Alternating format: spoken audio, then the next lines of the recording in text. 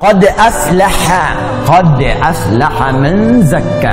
Qad aflaha. Kita ngaji yang betul ya, pakai ilmunya. Man zakka, zakkaha. Ya. Pertama pakai qad. Qad itu kalau di ilmu nahwu namanya harfu tahqiq. Huruf yang menjamin kepastian. Ya, aflah dari kata falah. Ya, falah itu sukses dan bahagia. Kalau Anda buka kamus bahasa Inggris bahasa Arab, maka falah diterjemahkan success and happiness. Bukan sekedar bahagia, tapi ada suksesnya. Dia ada sukses saja disebut fauz namanya. Disebutkan derivasinya dalam Al-Qur'an 29 kali. Ya, ada faiz, ada fauzan, faizah, fauzi, itu sukses. Ya, fauzi, orang yang diharapkan sukses dalam hidupnya walaupun belum tentu bahagia. Ada faiz. Kalau bahagia saja, farah namanya. Farah. Orangnya farhan, perempuannya farah. Kalau ada yang namanya farhan, artinya orang yang diharapkan bahagia selama hidupnya. Bahagia walaupun belum tentu sukses. Nah, Anda pilih mana? Kaya tapi gelisah atau miskin tapi tenang? Miskin tapi tenang. Oke, di antara yang kedua selalu ada alternatif yang ketiga. Kalau bisa kaya dan tenang, sukses dan bahagia, kenapa pilih salah satu dari yang dua tadi? Dan Allah Maha tahu, maka ditawarkan pilihan langsung yang ketiga, namanya falah. Falah itu sukses dan bahagia, kaya dan tenang. Kalau Anda genggam kebahagiaan itu, digenggam sukses itu, dan gak mau dilepas, maka dalam ilmu saraf tambahkan hamzah di depan kalimatnya. Asalnya falah, gini. Falah, gini. Tambahkan hamzah, gini. Kalau tambahan satu huruf muncul di depan kalimat, maka harokat huruf yang pertama dari kalimat asal ini falah, fa, pindah ke sini. Harakatnya fa. Karena pindah yang ini mati, sukun. Sukun, bulat. Karena ini sudah ada hamzah, maka di ilmu sharaf ilatnya ini hilang. Harokat tetap aflah. Falah jadi aflah. Orang yang menggenggam dengan kuat kebahagiaan dan kesuksesan. Terjemahkan dengan ilmunya, qad aflaha. Aku pastikan, kata Allah, ada orang yang akan menjamin kebahagiaan dalam hidupnya dan sukses dalam pekerjaan. Jadi kalau beraktivitas dimanapun, ada masalah sebesar apapun, tenang aja. Kayak nggak ada pengaruh pada dirinya. Bukan nggak punya masalah, teman-teman. Punya masalah juga. Cuma masalah itu diberi rumus oleh Allah sehingga menjadi ringan. Bukan nggak berat, bukan nggak ada masalah.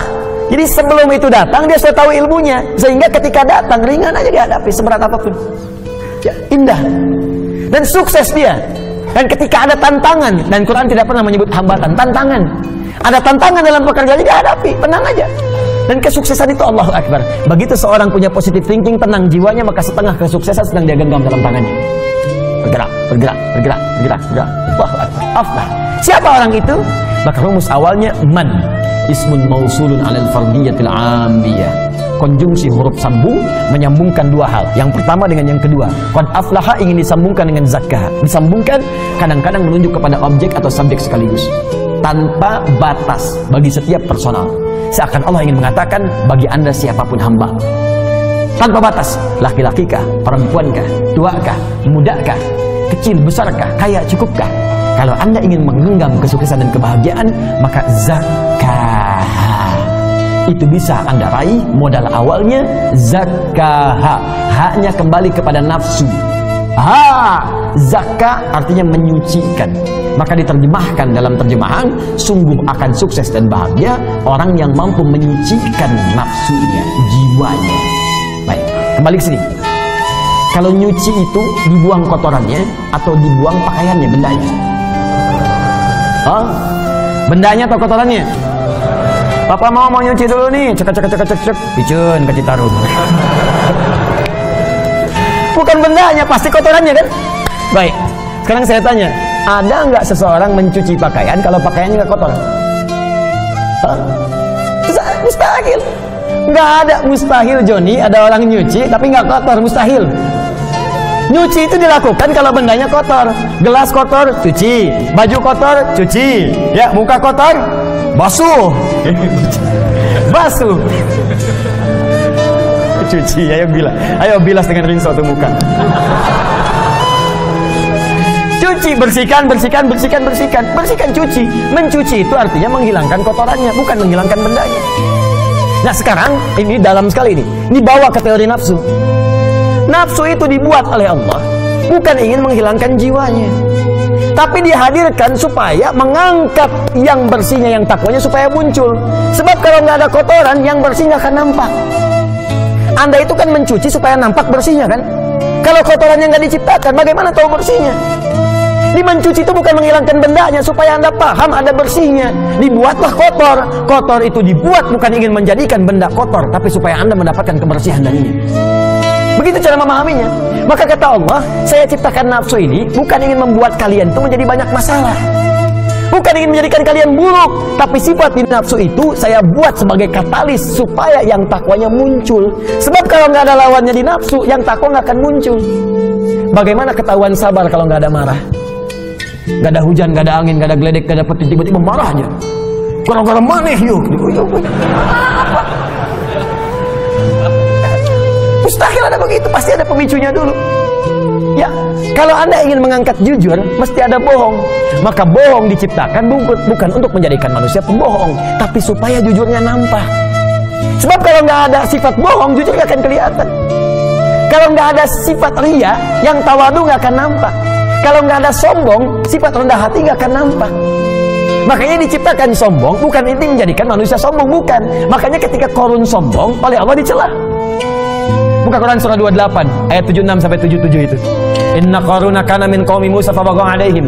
Qarun itu termasuk kaumnya Musa, sombongnya luar biasa. Bagha, sombong dengan harta. Togha, sombong dengan kedudukan. Ingat, indah bahasa Arab itu. Togha, sombong dengan kedudukan. Makanya Fir'aun ketika disebut sombong, kalimatnya pakai togha.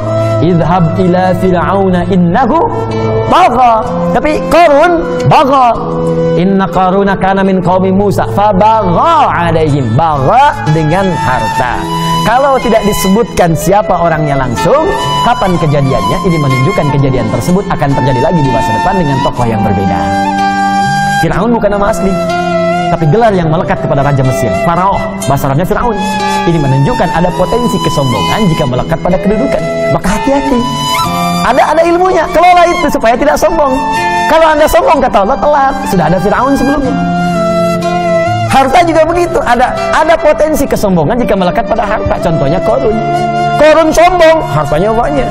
Disebutkan di Al-Quran, wa inna mafatihahu latanu bil usba. Sungguh kunci-kunci berangkasnya saja kalau dipikul oleh bodyguardnya beratnya luar biasa. Bodyguard kemana-mana, bukan ngawal orangnya. Bawa kunci berangkas, cuma buat pamer doang.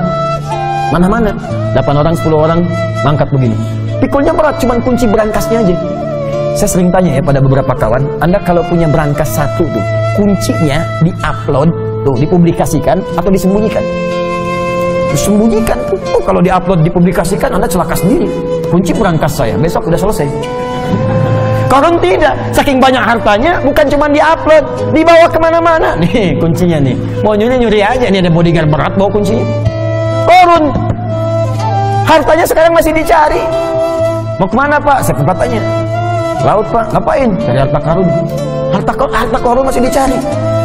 Sombong dengan harta, bagha, ditegur oleh Allah. Apa jawaban Allah? Wabtaghi fima ataqallahu daral akhirah wa la tansa nasibaka minad dunya. Hai Qarun, saya titipkan harta ini bukan untuk sombong. Kelola itu. Tepis kesombongan, arahkan supaya engkau tawadu beramal dengan hartamu. Kalau ada orang sekarang baru punya Ferrari 1 sudah sombong, cuma dipanasin malam, balapan sama taksi, bolak-balik gaya doang. Itu telat. Kalau yang begitu datang bawa Ferrari cuma buat sombong, bilang, Pak, telat. Kasihan kalau sama Qarun, takhasafna, datang likuifasi, dilipat semuanya. Maka kembali ke sini, perhatikan baik-baik. Jadi ternyata rumusnya begini. Rumusnya paling cepat seperti nyuci tadi. Diciptakan, dibuat yang kotor ini bukan menjadikan diri kita penuh dengan masalah dan supaya berulah, tidak, tapi supaya menjadi katalis supaya yang baiknya muncul. Poinnya. Sebab kalau nggak ada yang ini nggak akan muncul. Dan cara menyikapinya sederhana. Begitu muncul di hadapan kita sifat yang jelek, maka cepat cari lawannya yang baik. Cuci. Cuci itu artinya datangkan yang bersihnya, yang kotornya tutup. Jadi kalau ada teman Anda misalnya marah-marah pada Anda, apa lawan marah? Sabar. Maka ketika dia marah, kita sabar. Itu yang dimaksud dalam ayat Al-Quran, idfa' billati hiya ahsan. jawab setiap keburukan yang sampai ke kita dengan respon yang lebih baik. Cara melihatnya supaya kita nggak capek, cara melihatnya kembalikan ke sini. Oh, marah dititipkan pada kawan saya sekarang bukan untuk menjadikan dia pemarah, tapi supaya Allah mengangkat kesabaran pada diri saya. Bukankah Allah mengatakan innallaha ma'as sabirin? Sungguh Allah bersama orang sabar. Bukankah kalimat pertama dalam Al-Quran bagi para penghuni surga dari malaikat adalah kalimat sabar? Quran surah ke-13 ayat 23-24. Salamun alaikum bima sabartum. Selamat Anda telah sabar saat di dunia. Namanya sobirin, dicela oleh kawan, marah-marah. Marah diciptakan bukan ingin membuat dia marah, tapi supaya sabar saya terangkat.